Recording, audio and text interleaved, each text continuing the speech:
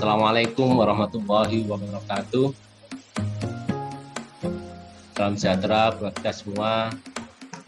Yang saya hormati para guru-guru besar dan juga para dosen dari Sekolah Pascasarjana Universitas Airlangga, dan tentunya yang sangat kami banggakan para mahasiswa S2 maupun S3 di lingkungan Sekolah Pascasarjana Universitas Airlangga, dan tentunya para pimpinan Sekolah Pascasarjana, Wakil Direktur, KPS, SPM, Ketua Unit, Ketua Pusat, Ketua Himasepa, Ketua Ikatan Pascasarjana, dan seluruh hadirin yang hadir dalam acara pada siang hari ini.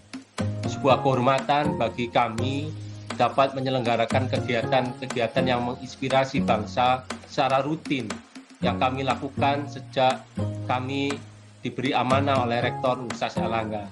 Tugas bagi kita di Sekolah Pascasarjana adalah bagaimana kita memberikan inspirasi maupun solusi-solusi bagi permasalahan bangsa dengan mendiskusikan berdasarkan konsep maupun teori yang selama ini telah diuji secara empiris dan diperkaya dengan diskusi dengan para praktisi dari lintas generasi, lintas bidang, dan lintas profesi. Kami berharap dengan beragam pendekatan multidisiplin yang ada nantinya, segala permasalahan-permasalahan yang ada dan dihadapi oleh bangsa kita, lambat laun akan lekas terurai, dan kita dimungkinkan dan dimudahkan oleh Allah Subhanahu wa Ta'ala untuk meraih cita-cita bersama, yaitu menjadi negara maju di tahun 2045. Kalau dari institusi akademis, tentu kita memang dalam mengembangkan ilmu pengetahuan, Prof. Jojo, Pak Ahaye maupun Gus Yani, tidak hanya berdasarkan konsep maupun empirical finding yang selama ini kita dapatkan dari jurnal maupun buku. Dengan mendengarkan panjenengan paparan pun sebenarnya kita juga menambah ilmu, input baru, dan kita melakukan beberapa modifikasi sehingga perkembangan pengetahuan ini akan semakin bagus dan semakin relevan. Karena selama ini yang kita yakini di bidang ilmu manajemen khususnya, rigor and relevan itu sangat penting. Rigor dari sisi konsep, tapi kalau dari sisi relevansinya kurang, tentu kemanfaatan dari ilmu yang kita kembangkan juga tidak begitu bagus. Sehingga saya yakin dengan diskusi-diskusi yang seperti ini, iklim akademik yang ada di Sekolah Pascasarjana akan semakin bagus, Prof. Jo. Kami akan bisa saling berinteraksi, saling mengisi satu sama lain, sebagaimana yang disampaikan oleh Pak Ahaye tadi, saling komplement satu sama lain antara akademisi, praktisi, juga dengan para politisi untuk membuat dunia lebih baik, untuk membuat Indonesia jadi lebih baik.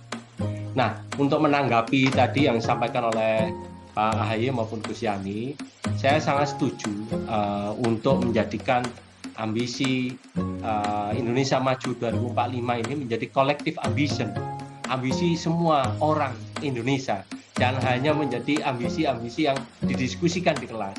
Tadi pagi memang saya sampaikan salah satu kutipan dari Abraham Lincoln bahwa apa yang didiskusikan di kelas itu akan merubah sebuah bangsa satu generasi ke depan.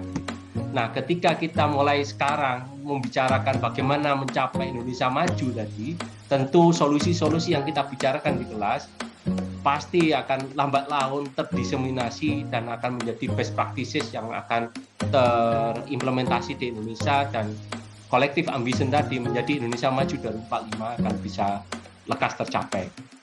Nah, terkait dengan yang beliau berdua sampaikan, saya perlu memberi catatan, Prof. Jojo. Salah satu peneliti dari Columbia, saya yakin Pak Ahaye sangat paham, Profesor Jeffrey Sachs dari Columbia menyampaikan bahwa the curse of natural resources itu memang nyata adanya. Ketika sebuah bangsa ini diberi banyak resources sama Allah Subhanahu wa Ta'ala, cenderung kita itu relatif lebih ayem dalam menghadapi hidup, maksudnya kurang struggle. Nah, apa yang dilakukan? Ada contoh yang cukup menarik yang ini diilustrasikan oleh Profesor Christensen di bukunya The Prosperity Paradox tahun 2019. Beliau menyampaikan begini, tahun 1962, 63, 64, beliau itu ditugaskan KKN ke Korea Selatan setelah Perang Korea. Beliau ngenes, nyampe di sana, Korea Selatan ini lebih parah daripada Ethiopia waktu itu. Tahun 90 beliau datang lagi sebagai asisten profesor dari Harvard University, datang ke sana. Beliau melihat, wah, ada yang berbeda di sini. Hanya dalam waktu 27 tahun Korea Selatan sudah seperti ini. Apa yang terjadi di sana? Yang disampaikan oleh Profesor Conley di bukunya Catching Up Strategy, beliau dari Seoul National University, ada 2 syarat sebuah bangsa ini akan menjadi negara maju. Yang pertama adalah tertiary education yang bagus, pendidikan tinggi yang bagus. Tadi Gus Yani menyampaikan fakta-fakta yang cukup menarik, ada berapa juta mahasiswa S1, S2, S3, Pak AHY juga menyampaikan hal yang sama. Kemudian yang kedua adalah innovation capability, kapabilitas berinovasi. Orang yang berpendidikan tinggi pasti kreatif. Orang yang berpendidikan tinggi pasti akan menghadirkan solusi-solusi yang akan mengangkat harkat dan martabat tidak hanya keluarganya tapi masyarakatnya. Dan itulah yang sebenarnya fungsi kita menghadirkan 2 hal ini. 2 hal yaitu yang pertama dalam bentuk tertiary education yang berkualitas, dan yang kedua untuk menghadirkan kapabilitas berinovasi. Sebagaimana yang disampaikan oleh Shirley, 2 hal, tertiary education dan capability innovation. Itu yang saya rasa syarat bagi bangsa Indonesia untuk bisa maju di tahun 2045 sebagaimana yang kita lakukan. Cuman PR besarnya, Prof. Juju, tadi saya sampaikan bahwa kita perlu bekerja 5-7 kali lipat dari apa yang sudah kita lakukan dalam 20 tahun terakhir ini. Kenapa? Kita tertinggal sangat jauh. Perbandingannya kan tahun 2000 kita sama-sama $1.000 ini sama Cina.